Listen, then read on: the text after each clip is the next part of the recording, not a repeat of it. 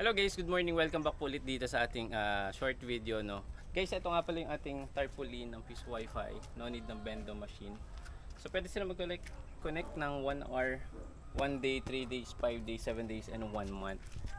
And guys, no, sa lahat ng gusto mag-purchase, ilalagay ko yung link ng ating product dyan sa may yellow basket, sa may ibaba.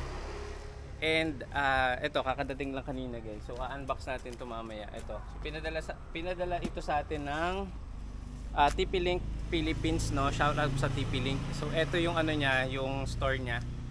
Ayan. So dito yan galing itong product na to. So ito yung gamit namin sa Piso Wi-Fi. So dalawa to, EAP 110 and EAP 225. So unbox natin to. And then sa video natin ngayon, ipapakita ko sa inyo yung speed test ng ating Piso Wi-Fi. So tara, samahan niyo ako.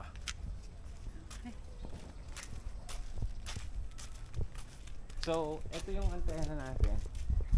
Ayan, focus mo yung antena natin. So dito, ito yung taas nito siguro nasa mga 10 meters or wala, mga 8 or 10 meters. So pwede na yun. And then i-speed test natin siya guys. So papakita ko sa inyo dito. So yun yung antena natin. Focus mo ulit.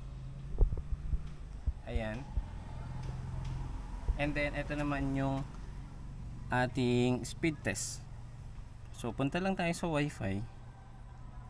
So ngayon guys, connected ako dito sa main Wi-Fi. Then ito yung mismo Piso Wi-Fi natin. I-click lang natin ito. Then sa may ibaba, connect. After nyan mo-connect or connected siya, magpo-proceed siya sa third party browser. And then pwede rin kayo mag-add ng mga ads. So dito, kailangan nyo input yung code. Ayan, so ready na yung code natin. So meron akong hawak dito na 1 hour, 5 days, and then 1 day. So ngayon, itatry muna natin tong 1 hour. So input nyo lang yung code, ganyan lang pong kadali. 431919. And then kapag okay na, click login. Kapag ito yung nag-appear, success redirecting, so pwede na kayong mag-browse or mag-YouTube or mag-research. So ganoon lang kadali. Then papakita ko pa sa inyo yung speed test. So speed test natin or sa Ookla speed test, click natin yan. Check natin yung bilis ng ating Wi-Fi hotspot. Depende po ito, no, nagbabari siya sa location. Kung yung location is wala namang masyadong bahay or wala masyadong blockings, mas mabilis po yung speed or yung ano niya, yung signal. So ito yung first attempt natin. Nag-average siya kapag default yung status ng 60 to 70 Mbps. Yung Wi-Fi natin is 200 Mbps.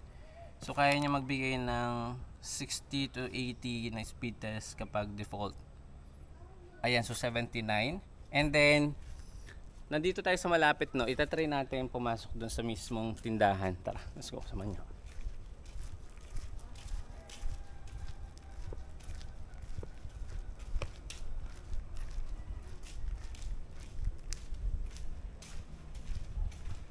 So yun guys, nandito na tayo sa loob ng tindahan. So mula doon sa antena, mga ilang meter din yung layo mula dito. So meron na itong mga wall blockings, may mga interference na dito sa area. So i-speed test natin ulit.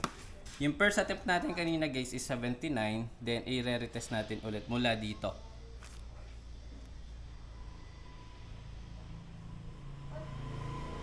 Ayan siya guys. Wait lang natin, connecting.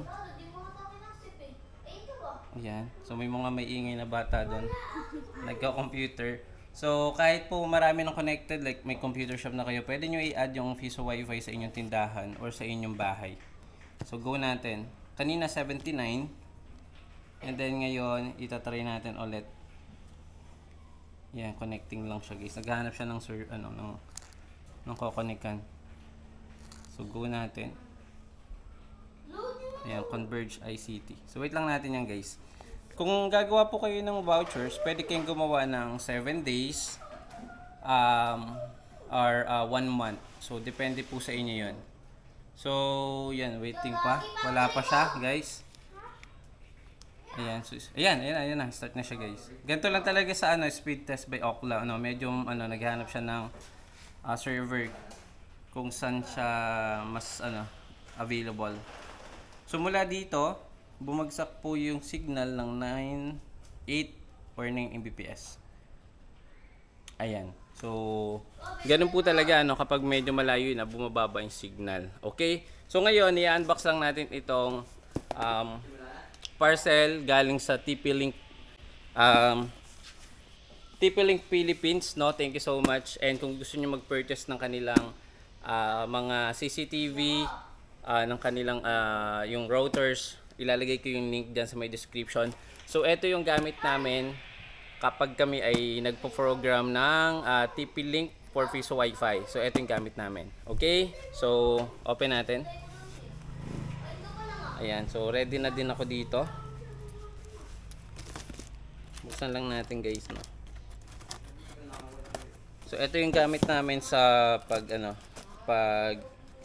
pagpipiso Wi-Fi. So kung gusto niyo na ito pang bridge ng internet connection niyo, pwede naman ito. Kung hindi niyo gagamitin sa Piso Wi-Fi, kung gusto niyo lang magkaroon ng isa pang access point sa inyong bahay, so pwede ito. Yan. So buksan lang natin. Ayan, once again, TP-Link Philippines, thank you so much sa regalo nyo na 2 unit. So pwede ko itong gamitin sa another unit natin ng Piso Wi-Fi.